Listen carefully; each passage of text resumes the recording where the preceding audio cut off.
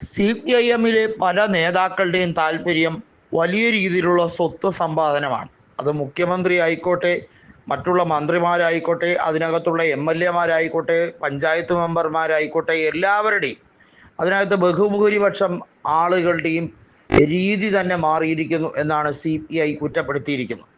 CPI സംസ്ഥാന സമ്മേളനം നടക്കാനിരിക്കുകയാണ്. CPMൻ്റെ സംസ്ഥാന സമ്മേളനവുമായി ബന്ധപ്പെട്ട കാര്യത്തിൽ അവരുമായി പൂർണ്ണമായി സഹകരിക്കാൻ CPIയിലെ എല്ലാവർക്കും കഴിയുന്നുമില്ല. പ്രത്യേകിച്ചും പല ജില്ലകളിലും CPI തിരിഞ്ഞു നിൽക്കുകയാണ്. പത്തനംതിട്ടയിലായിരുന്നാലും കണ്ണൂരിലായിരുന്നാലും മറ്റ് പലയിടങ്ങളിലായിരുന്നാലും CPICPMനോട് ഒരു രീതിയിലും സഹകരിക്കാൻ മനോഭാവം കാണിക്കുന്നില്ല. കാരണം CPIക്ക് LDFിലെ പ്രസക്തി കുറഞ്ഞു വരുന്നു എന്നുള്ളതാണ് പ്രധാനപ്പെട്ട കാര്യം.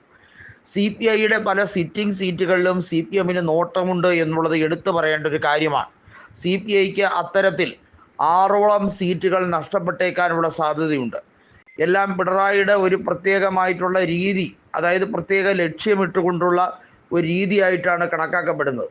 പിണറായി വിജയനെ സംബന്ധിച്ചിടത്തോളം അധികാരം ഉറപ്പിക്കാൻ വേണ്ടി, അതായത് 2026 നിയമസഭാ തെരഞ്ഞെടുപ്പിലും അധികാരം ഉറപ്പിക്കാൻ വേണ്ടിയുള്ള വലിയ നീക്കം, അതിൻ്റെ ഭാഗമായി പല രീതിയിലും CPIയെയും മറ്റ് ഘടകകക്ഷികളെയും ഒതുക്കാനും പിണറായി ശ്രമിക്കുകയാണ്. ഒറ്റയ്ക്ക് കേവല ഭൂരിപക്ഷം പിണറായി വിജയൻ നേടുമെന്ന് നിങ്ങൾ ആരും വിചാരിക്കേണ്ട എന്നാണ് CPI നേതാവായ KE ഇസ്മായിൽ അടക്കം പറയുന്നത്. CPMന് പല സീറ്റുകളിലും നോട്ടമുണ്ട്. എന്നാൽ CPIക്ക് വേണമെങ്കിൽ UDFുമായി ചേർന്ന് ആ സീറ്റുകളിൽ വിജയിപ്പിച്ചെടുക്കാൻ കഴിയും.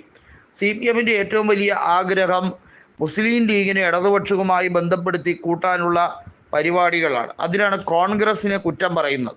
കോൺഗ്രസ് നേതാക്കൾ മതേതരവാദികളാണെന്ന് തങ്ങൾ വിശ്വസിക്കുന്നില്ല എന്ന രീതിയിലാണ് ഇപ്പോൾ CPM പ്രമേയം അവതരിപ്പിക്കുന്നത്. ഇത് നിങ്ങൾ ഘടകകക്ഷികളായ മുസ്ലിം ലീഗ് ഉൾപ്പെടെയുള്ളവർ ഒന്നുകൂടി ചിന്തിക്കേണ്ടത് അനിവാര്യമല്ലേ കേരളത്തിൽ അടക്കം എന്നാണ് CPIM ഇപ്പോൾ പറയുന്നത്. ഇത് എങ്ങോട്ടേക്കുള്ള ചാട്ടമാണ് എന്നുള്ളത് തുടക്കം മുതൽ തന്നെ CPIക്ക് ബോധ്യപ്പെട്ട് കഴിഞ്ഞതാണ്. കഴിഞ്ഞ തവണ, അതായത് 2021 നിയമസഭാ തെരഞ്ഞെടുപ്പിൽ ജോസ് കെ മാണിയും ടീമും കൃത്യമായി ഇടതുപക്ഷത്തിനകത്ത് വന്നപ്പോൾ CPIയെ തന്നെയാണ് പരമാവധി അത് ബാധിക്കാൻ കാരണമായത്. പഞ്ചായത്ത് തെരഞ്ഞെടുപ്പിൽ അടക്കം CPIയുടെ പല സിറ്റിംഗ് സീറ്റുകളും നഷ്ടപ്പെട്ടുകൊണ്ടാണ് CPIയെ മാറ്റി നിർത്തുന്ന സാഹചര്യം ഉരുത്തിരിഞ്ഞു വരികയും കേരള കോൺഗ്രസ് എമ്മിനെ കൂടുതൽ അക്കോമഡേഷൻ നൽകുകയും ചെയ്യുന്ന ഒരു സാഹചര്യം അവിടെ രൂപപ്പെട്ടു വന്നു. അതിന് ഒരു കാരണവശാലും അംഗീകരിക്കില്ല എന്ന അന്നത്തെ സംസ്ഥാന സെക്രട്ടറി ആയിരുന്ന കാനം രാജേന്ദ്രൻ പറഞ്ഞ ഒരു കാര്യമാണ്.